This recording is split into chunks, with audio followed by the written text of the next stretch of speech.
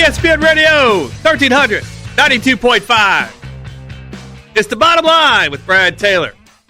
Thank you so much for joining us here on this Sunday morning. Oh, by the way, we're not the bottom line with Brad Taylor.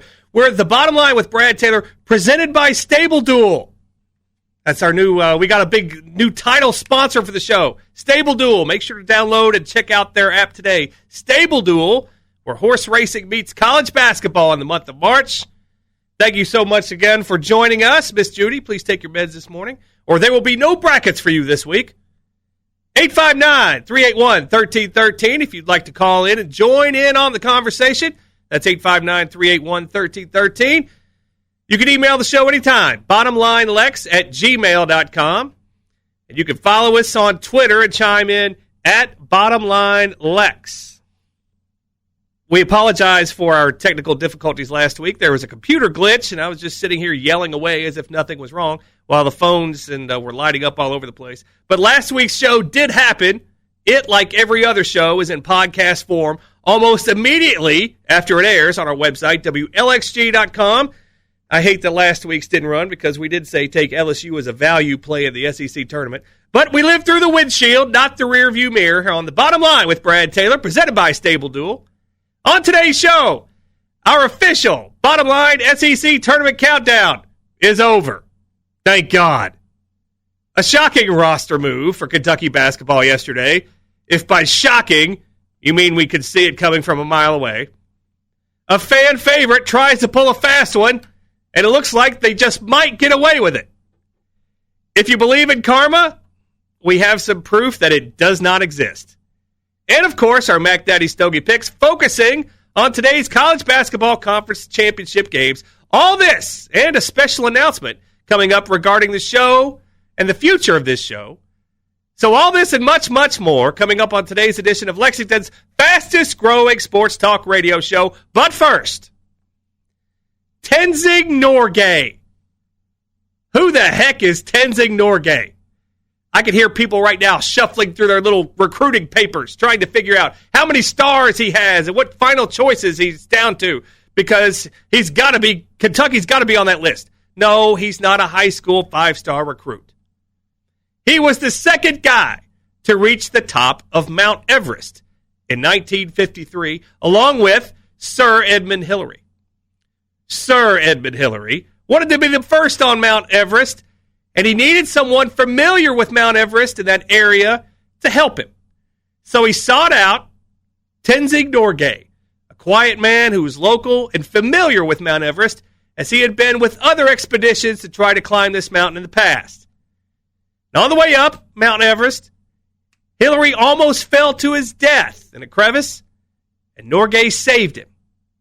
Both men reached the top, they took their pictures, and came back down the mountain as heroes. Sir Edmund Hillary was a well-spoken man who now walked around like a hero, doing all the interviews and taking all the credit. Now you have to call him Sir Edmund Hillary, for example, because he got that much notoriety for doing something nobody had ever done before. But not much changed for Tenzing Norgay, who was a quiet man. And he wasn't the media hero because he wasn't very well spoken, and he couldn't really put the experience into words nearly as well. Edmund Hillary put the expedition together, got a lot of the credit, but he never would have made it without the help of Tenzing Norgay, an unsung guy who did the dirty work. Now, who are the best Tenzing Norgays in sports history? Scottie Pippen, obviously, quickly comes to mind.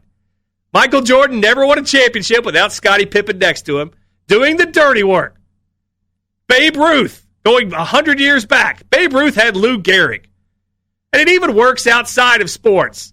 Batman had Robin. Jerry Seinfeld had George Costanza. Beavis had Butthead. Oprah had Gayle King. Mick Jagger had Keith Richards. Hall had Oates. OJ had AC. The list goes on and on. But the proof is in the pudding. Every great success story has a main guy and another guy who doesn't get the attention, but often does the dirty work. Sir Edmund Hillary doesn't have the life he has if he doesn't have Tenzing Norgay helping him up that mountain. None of us can accomplish things in this world without some help from friends or the Tenzing Norgays of the world. Equate that to this year's Kentucky basketball team. What was their biggest problem? They didn't have any Tenzing Norgays to do all the dirty work that they could trust and count on. You could argue this team didn't have a Sir Edmund Hillary either, but John Calipari was the lead dog on this team. And this year, for the first time in his tenure at Kentucky, he had no Tenzing Norgay to do his dirty work and lead the way to success. So what happened this season with this Kentucky basketball team? In November, we were still in the pitch darkness of COVID. Unlike now, when we can actually see the light at the end of the tunnel. It seemed like another typical Kentucky basketball season was underway. Preseason top 10 in the AP poll. Number 1 rated recruiting class coming in. The buzz here at Lexington was Final Four bust yet again. Just another season for Calipari, but as we know, it didn't end that way. 9-16 isn't exactly a top 10 season, but this is par for the course for Calipari teams in Kentucky, whether the Big Blue Nation realizes it or not. In Cal's 12 years, he has failed to live up to the expectations of the preseason AP poll 10 of those 12 years. And the 2 years he did were the 2011 Final Four team and the championship season of 2012. Oh, what about that 2014 team? That was an 8 seed and pulled off all those upsets and made it to the championship game. That team was ranked number 1 in the preseason. They still didn't live up to expectations. So although the Big Blue Nation remembers that season fondly due to what happened in March, the facts are that team was a huge disappointment until the tournament too. So before you fall for these preseason expectations next year, and it will be just like that as usual, don't fall for the old banana in the tailpipe trick again. It happens every year. Everybody around here fell for that media hype of Terry Wilson, touchdown Terry Wilson last summer, just because he had a new haircut and was saying different things than he said the year before. That didn't work either. But anytime you have big expectations and don't live up to them, your fan base will see the season as a failure, whether that's in the Big Blue Nation or somewhere else. But this team had the number 1 recruiting class coming into this season. How did that work out? Our friend Jeff Drummond, who works with Rivals.com, one of those websites that ranks these high school players with 5 stars, 4 stars, whatever, says what we already know, but don't realize. These star ratings are not objective. They are subjective. In other words, beauty is in the eye of the beholder. What looks like a superstar to one guy might look like just another guy to somebody else. The Big Blue Nation was sold a bill of goods on this recruiting class because nobody on this team was worthy of 5-star ratings that they had before they walked on campus last summer. Does Calipari simply have to look in the mirror to figure out what went wrong this season? It seems like he's lost that edge he used to have. But he had plenty of excuses ready to go. The COVID killed the preseason. Well, it did for everyone. But Kentucky and Duke milked that for all it was worth this year, and we'll talk about Duke and their latest little trick later on. But Cal had plenty of other flawed logic this year, too. But where was Cal's Tenzing Norgay off the court? Dwayne Peavy left town. Kenny Payne left town. And Calipari was on his own to talk down to fans as if they were annoying and not very smart. Cal telling people if they knew basketball, they'd see what was going on. Comments like that speak volumes to what he thinks of the knowledge of the fan base. Same exact thing happened after the last game they played this week when Dante Allen scored 23 points. And the first thing Calipari talks about him at the press conference after the game is that he missed a screen. Calipari sees the Big Blue Nation when he looks at Allen. And he's obviously sick and tired of the fans. But Calipari can't go through another season next year like he did this year. He has to remember this basketball stuff matters more to the Big Blue Nation than it does to him. The swagger that Cal has had when he got here, when he felt like he could do anything he wanted to and still win, that's what he needs. The Big Blue Nation wants that guy back. Not the bitter, angry old man shaking his fist and yelling at clouds like you saw from Calipari this season. In other words, he needed a Tenzing Norgay to help him and keep him grounded. And this year, he didn't have a Tenzing Norgay. But how loyal is this fan base? Even after going 9-15 in the regular season, losing 3 of their last 4 games, the Big Blue Nation still thought they had a great chance going into Nashville this week of winning the SEC tournament after a season finale over South Carolina, a team that had given up weeks ago. But even with that, Kentucky lost the first game in the SEC tournament to Mississippi State, a game they were favored to win. Lather, rinse, repeat. Oh, so Mississippi State must have really went on a run and swept through the SEC tournament. No, they didn't. They fell just short against Alabama the next day, only losing by 37 in a squeaker. Bad beat for those of you who had Mississippi State and 36.5 points out in the desert. How about some of these guys that will be making decisions on this team?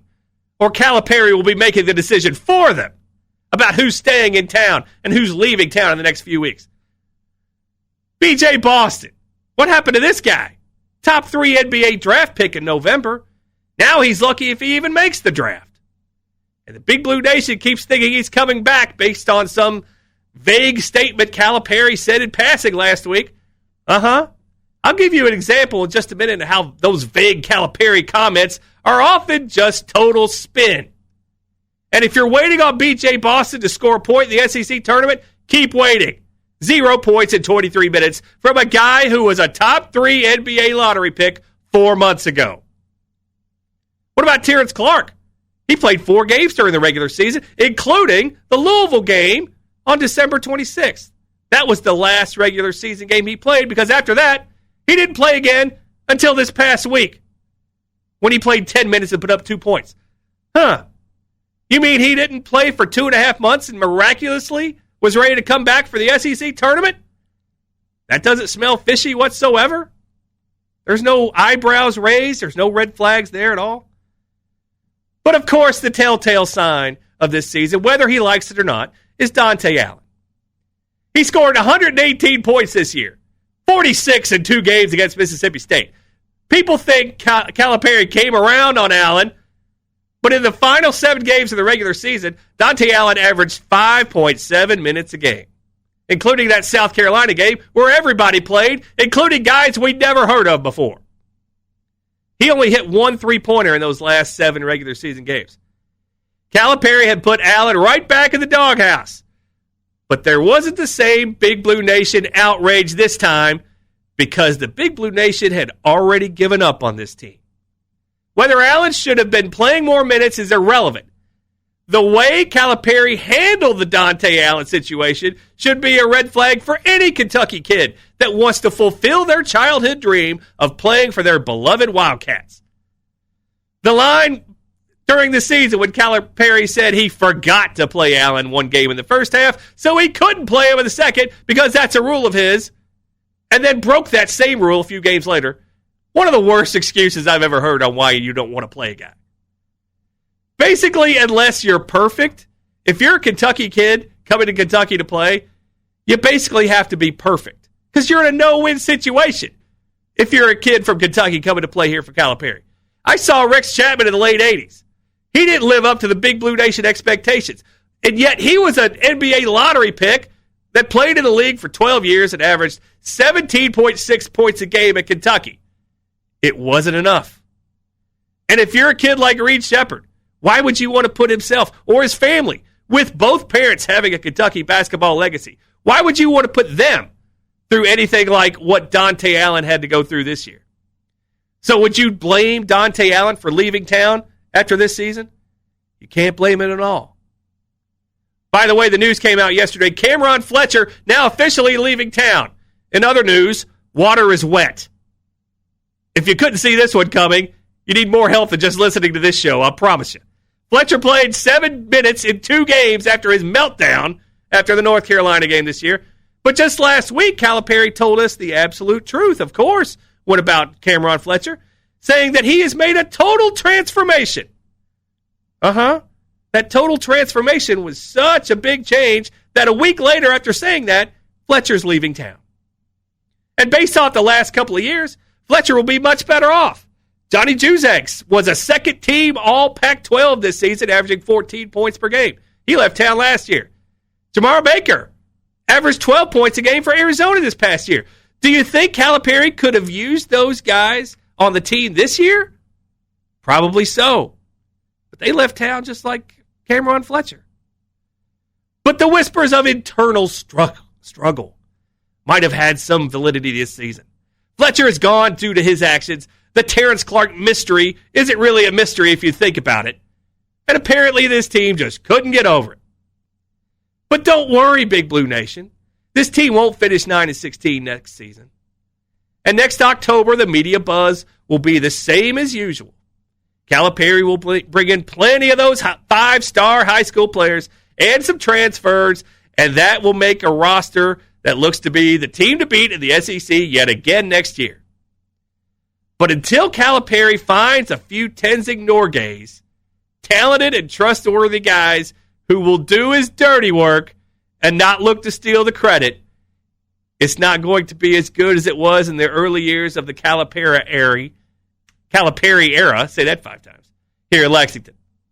Because just like Michael Jordan learned the hard way, everybody needs a Tenzing Norgay. And that's the bottom line.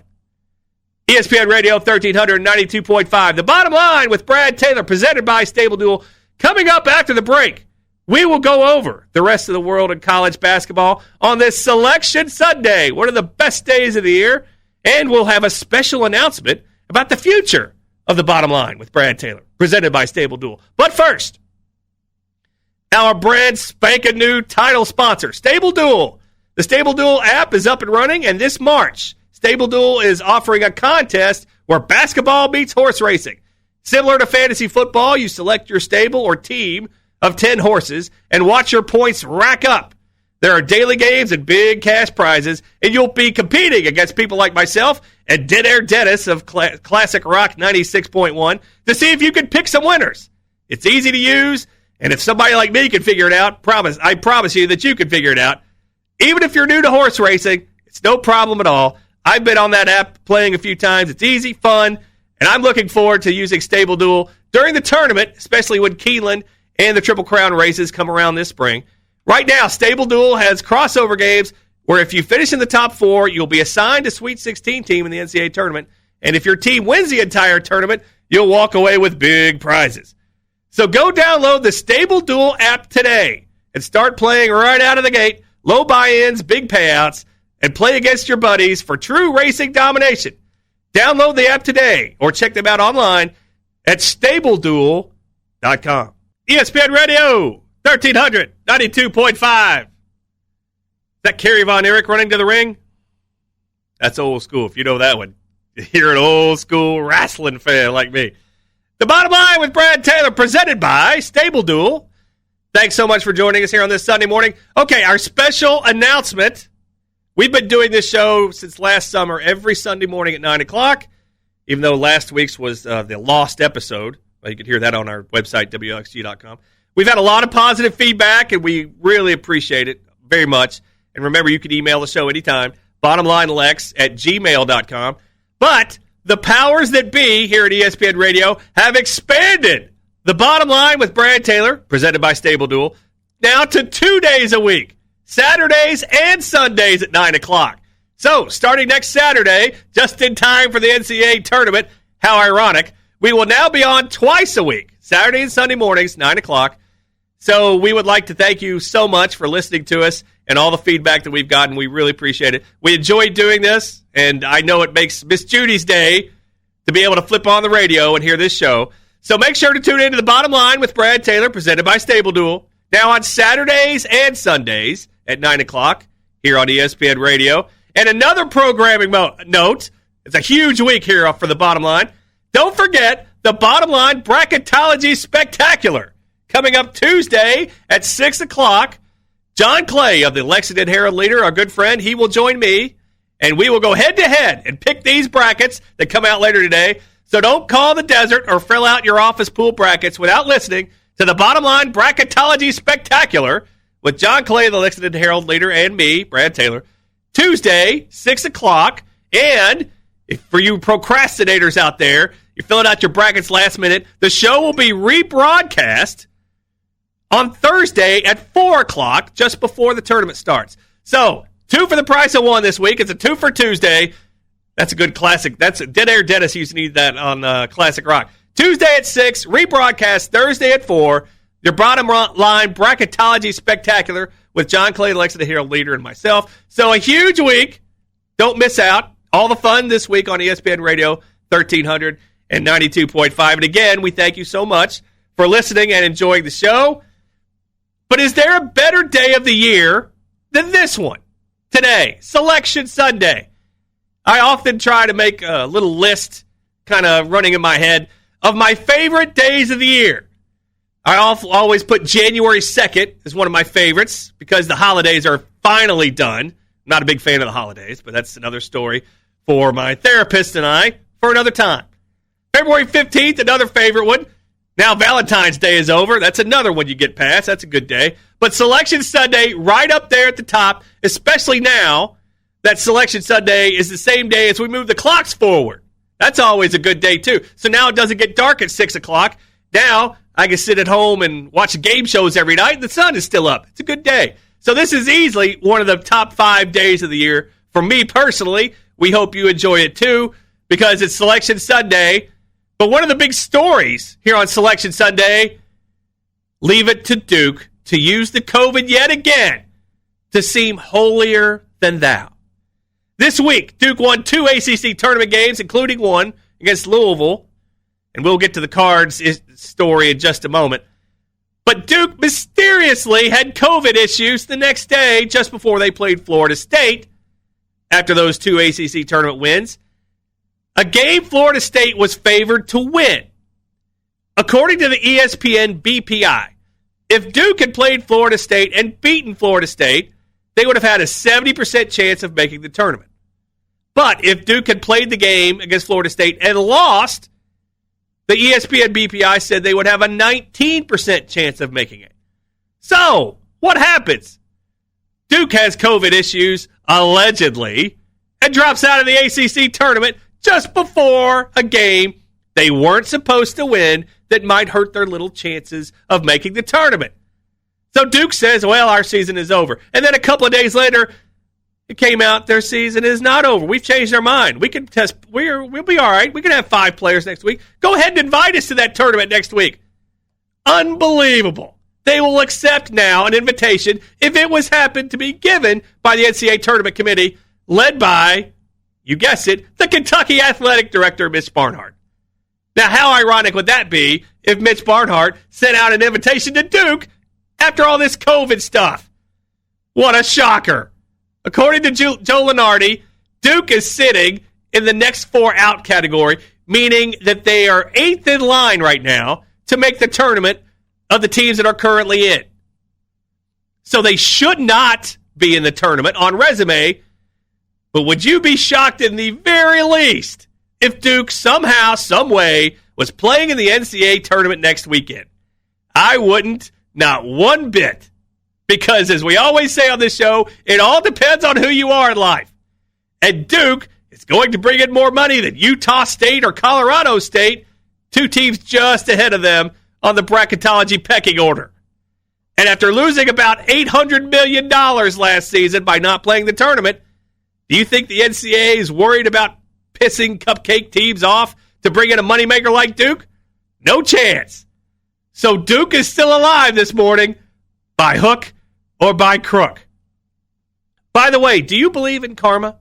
Do you believe in good things happening to good people? Do you believe in what comes around goes around?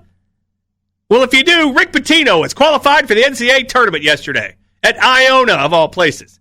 They pulled a Duke on February 20th and said, our season's over. We've got COVID issues. We're just going to quit for the season. We're out. Well, they took that back at the end and said, well, our regular season is over, but we'll play in this conference tournament just to make things fair for everybody else in the league. So, of course, as the number 8 seed, Iona and Rick Pitino run the table in 4 games this week, and they're now headed to the NCAA tournament with a robust record of 12-5. So let me get this straight. Rick Pitino is in the tournament, and John Calipari isn't. Sheesh. The Big Blue Nation must be thrilled with that one. But ironically, one of the teams that Pitino might have knocked out by making the tournament, his old pals up at Louisville. Louisville sitting on the cusp right now after losing in the ACC tournament to Duke. They're right on the edge. Lenardi has them as one of the last 4 teams in. So it's a coin flip for them when that bracket is revealed this afternoon, whether Louisville gets in. If they don't get in, you know who they can blame? Rick Pitino. Isn't it a small world in college basketball sometimes? Speaking of yesterday's college basketball, the NCAA bid stealers. Georgetown was an 8.5-point underdog, and they not only did they upset Creighton, they blew them out 73-48 before the tournament. Georgetown 80-1 to win the Big East. This from a team, Patrick Ewing, they didn't even recognize him at Madison Square Garden earlier in the week. By the way, why are you asking Patrick Ewing, who just happens to be 7 feet tall and played for the New York Knicks for 15 years at least? Why are you asking him for ID? Why are you checking him down? Are you that dumb? Anyway, all right. Well, Georgetown makes the tournament. John Thompson ain't walking through that door. May he rest in peace. Down in Atlanta, my good friend, big play Jay Wright, on cloud 9 today. Georgia Tech, a 5-point dog. By the way, Jay, I hope you went on that under like we talked about yesterday. Something tells me you didn't, but hey, I can't, it's a hard time hearing you this morning for all that money in my ear. Georgia Tech upset Florida State 80-75 to win the ACC. Georgia Tech was 40-1 to win the ACC tournament. Of course, Virginia dropping out didn't hurt their cause at all. That's the thing about taking these future bets in these tournaments. Just take the money lines going straight out if you're going to invest in these tournaments, because you don't know. What if Gonzaga gets the COVID and they have to drop out? Boom, all those future tickets on Gonzaga, all your brackets, they're all destroyed. Yeah, handle with care when it comes to these future wagers. Late last night, Oregon State, another 8.5-point underdog. They stole a bid from somebody, maybe Louisville, when they upset Colorado by 2 to win the Pac-12. They were 100-1 to win the Pac-12 tournament this time last week. So there you go. Teams like Georgetown and Oregon State, they're making lots of money. What does that teach us for the NCAA tournament? Might be a good time to take some dogs. Might not want to play all that chalk all the way through and take Gonzaga all the way. Just saying. Another tournament yesterday. Number 13, Texas, took down number 12, Oklahoma State. Don't know how Oklahoma State was ranked higher, but that's neither here nor there. So Texas wins the Big 12 after Baylor went down and Kansas got the COVID. Yeah, another just monumental stroke of good fortune for Texas. Oh, Kansas got the COVID. Oh, I'm sorry to hear that. Well, whatever. There's 5 games, left in college basketball this season. They're all today. The big one, you can hear on ESPN Radio later today, the SEC championship game. Alabama sitting as a 7.5-point favorite over LSU. That's a lot of points. We said LSU was a great value play to win this tournament. They might be a good hedge spot right now if you've got a ticket on them. By the way, the chalk covers a lot in the SEC tournament, 57.4%. The favorites are covering the spread out in the desert, including 67%, and the line is 5 points or higher. That's in the last 10 years. So the trends say Alabama. Boy, it'd be tough to me to lay that many points against LSU today. Very interesting game in the Big Ten. Illinois, a 6-point favorite over Ohio State, who had a great win yesterday over Michigan. I was really hoping Illinois would lose early in this Big Ten tournament and drop down to that 2 line in the brackets, because I'm very high on Illinois getting to the Final Four right now. But they're probably a number 1 seed now because they didn't lose early in this tournament. But if you're looking for a team other than Gonzaga to win this tournament, Illinois might be your best bet, regardless of what happens today. Illinois, one of our favorites going forward. They're a 6-point favorite. That seems like a lot against Ohio State. Other games today. If you're looking for a bid stealer, here's the last one out there. Cincinnati is going to be a 13-point underdog against Houston in the American Athletic Conference finale championship game today. If Cincinnati wins, they'll knock some team out, like potentially Louisville. If they lose, nothing's changed. But a 13-point dog, that's a lot. 13 is a lot even in this one. 2 other conference tournaments today. The Atlantic 10, VCU and St. Bonaventure. St. Bonnie's is a 3-point favorite. Favorites in this tournament, they cover 33% of the time in the last 10 years. So always play the dogs in the A-10. Might be a spot to take VCU. Could be foreshadowing to our Mac Daddy Stogie segment coming up. You never know. And the Patriot League. We all know the Patriot League very well. Colgate, not the toothpaste, but the school, a 9-point favorite over Loyola, Maryland. Single-digit favorites in this tournament, in this conference. They cover 62% of the time in the last 10 years. So Colgate might be your play if you use the trends. And that is previewing your day today and looking at yesterday in college basketball. ESPN Radio 92.5 and 1300. The Bottom Line with Brad Taylor, presented by Stable Duel. Coming up after the break, the most profitable segment in Lexington Radio, our Mac Daddy Stogie Picks. But first, I Am Third. They work to carry out the belief through commitment to serve the entire city of Lexington and the surrounding counties through basketball, soccer, equine, tennis, and a variety of other sports, camps, and recreation activities for Lexington's youth and the youth of all the surrounding counties. So call our good friend Jeremy Hobbs and inquire about their spring programs. IamThird.org. We were out there a couple of weeks ago. They couldn't have been better, and they have so much great stuff going on. IamThird.org. That's capital I-A-M, the number 3-R-D.org. IamThird.org. ESPN Radio 1300, 92.5. The Bottom Line with Brad Taylor, presented by Stable Duel. Thank you for joining us on this Sunday morning. We really appreciate it. Some quick hitters before we get into our Mac Daddy Stogies. Marvelous Marvin Hagler passed away yesterday. I was sad to hear that. I don't care what anybody says. He beat Sugar Ray Leonard back in 1987. If you can believe it was that long ago. That's, 34 years? Unbelievable. Hagler was so upset that he quit boxing forever after he lost that fight, which I thought he won. That's neither here nor there. Of course, Sugar Ray Leonard beat him mentally. Didn't beat him physically. He just beat him mentally. But it's very rare you see a guy 32 years old just leave boxing forever and never return. Quite possibly the best round of boxing in the history of the sport was when he fought Tommy Hearns back in the day. But that was when boxing was still a thing. Can you name any boxing champions today? Yeah, Floyd Mayweather doesn't count. Yeah, I can't either. UFC is bigger than boxing now. Well, so, yeah, it is what it is. So rest in peace, Marvelous Marvin. Thank you, sir. I saw where Carmelo Anthony passed Hakeem Olajuwon on the NBA all-time scorers list. If you were starting a team today, who would you take, Carmelo or Hakeem?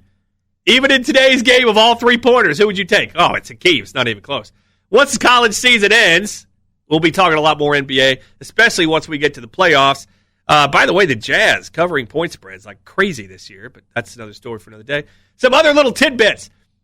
I saw where A-Rod and Jennifer Lopez split up yesterday. Oh, what a shame. It's amazing when things like that happen. By the way, 3 months ago, they were this close from buying the New York Mets.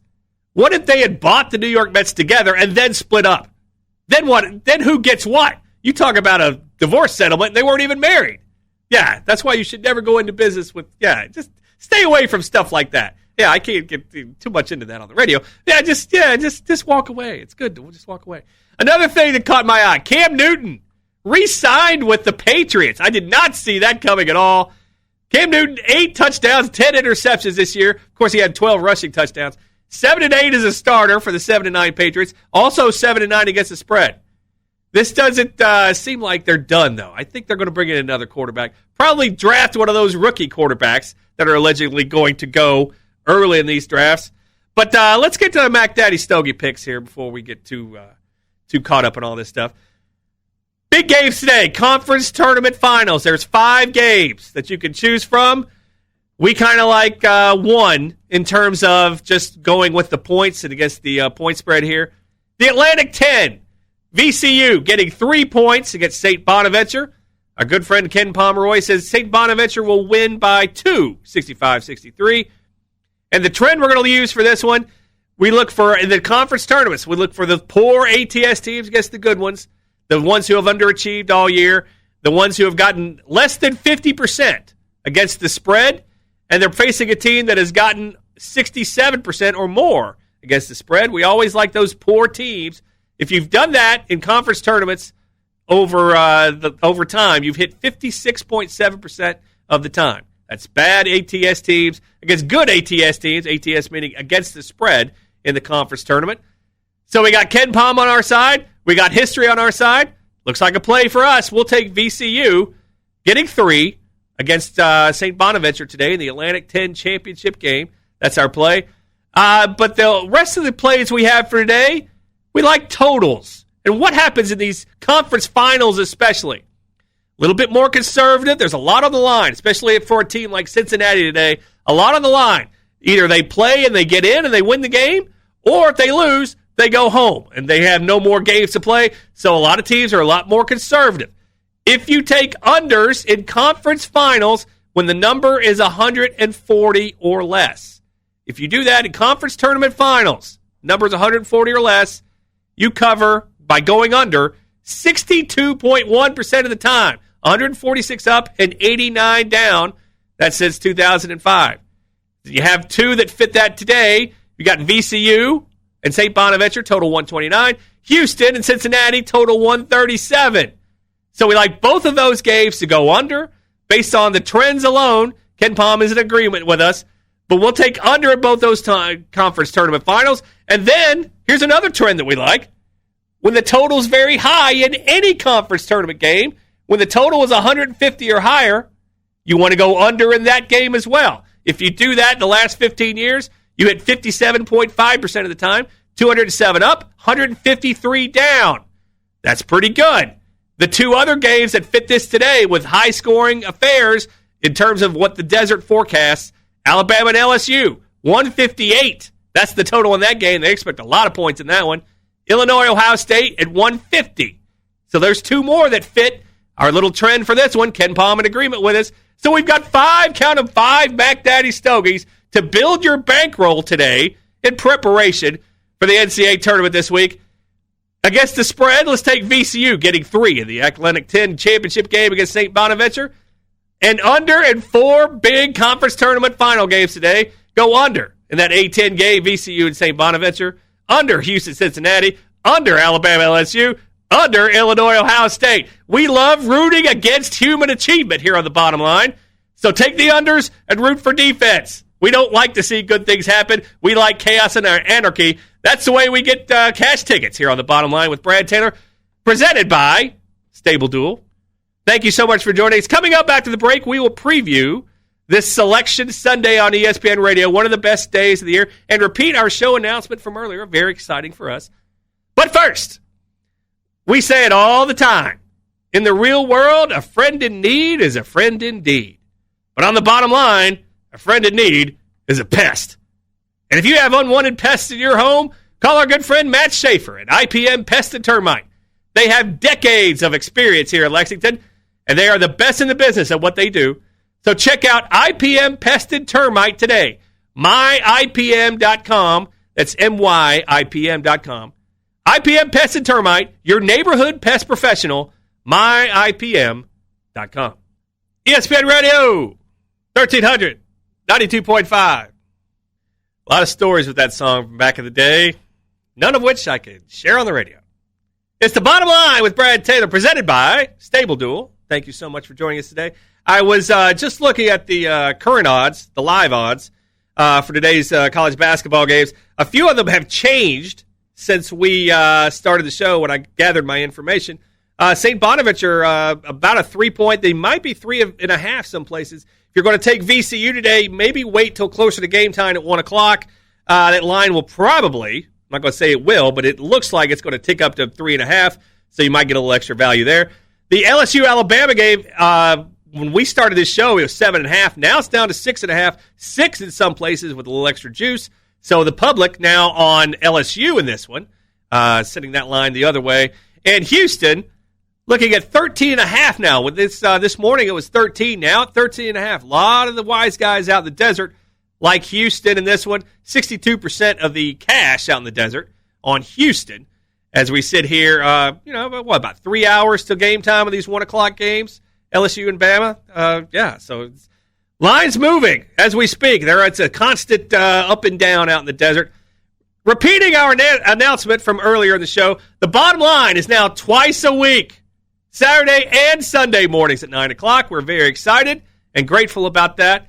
Of course, don't forget our 1-hour Bottom Line Bracketology Spectacular with myself and John Clay, the Lexington Herald Leader. That'll be Tuesday at 6 o'clock, and it'll also be rebroadcast on Thursday at 4 o'clock. Big week here at ESPN Radio. Of course, you know we have first four to Final Four coverage of the NCAA tournament every game here on ESPN Radio. We're very excited about that. We have all kinds of little contests that you can enter. I know we have our Bracket Mania Challenge you can sign up for and win big cash prizes just going to our website, WLXG.com.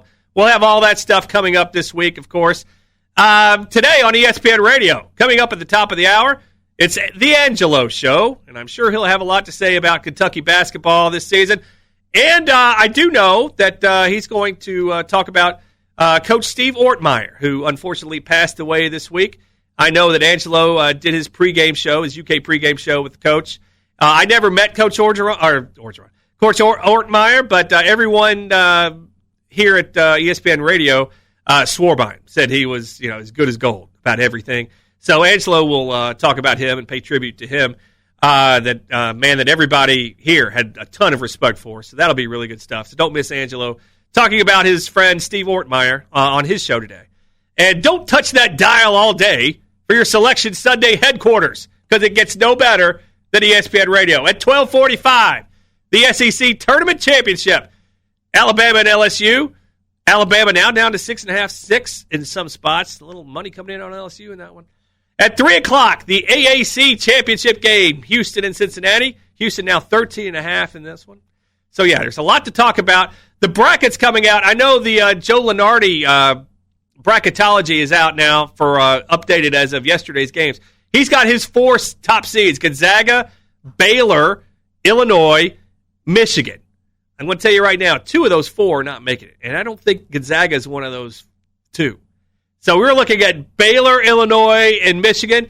Only one of those 3 is going to make it. And if I had to fade one of those 3 right now, Baylor. Why is Baylor a good candidate to lose early? Oh, well, they missed COVID. No, it has nothing to do with COVID. Michigan missed COVID, too. Baylor doesn't play the defense. You look at we'll talk a lot about this on our bracketology show. We talk about pace of play and teams that play defense, especially in the early rounds of the tournament.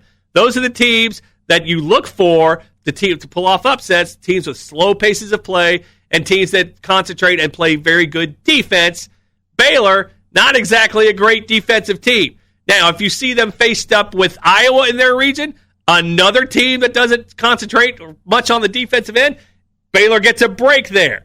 But if they get a team like Alabama in their region, if they get a team like Houston in their region as a 2 seed, now you're looking at a potential for Baylor not even making the Final Four, something that maybe 3 weeks ago was almost a given.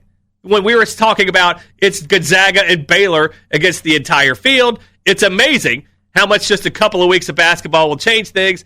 Very excited about the college basketball selection show today. One of my favorite times of the year. The only unfortunate thing, it's the same cast of characters on CBS doing it. Jim Nantz, who I have a lot of problems with. That's another story.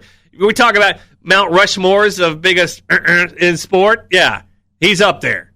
Peyton Manning's up there. That's another story. We'll do that this summer. I can promise you that. Yeah, and talk about annoying people. How long has Greg Gumbel been doing that halftime show for the CBS for that college basketball? I can't deal with those two anymore. Jim Nantz just rolls out. He leaves the golf course, and then for like 2 weeks a year, he announces the college basketball. That would be like if he just announced the NFC Championship game and the Super Bowl, and that's all he did all year. That's all he basically does for the Final Four, but that's neither here nor there. I'm not bitter at all.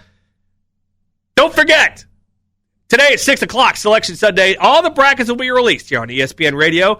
So it's Selection Sunday at its finest. But as always, we thank you for listening to The Bottom Line with Brad Taylor, presented by Stable Duel. Remember, you can email the show anytime, bottomlinelex@gmail.com. And you can follow us on Twitter at BottomLineLex.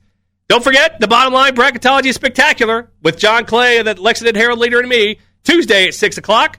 And The Bottom Line with Brad Taylor, presented by Stable Duel, now Saturdays and Sundays at 9 o'clock. So until the next time, as always, may the winners be yours.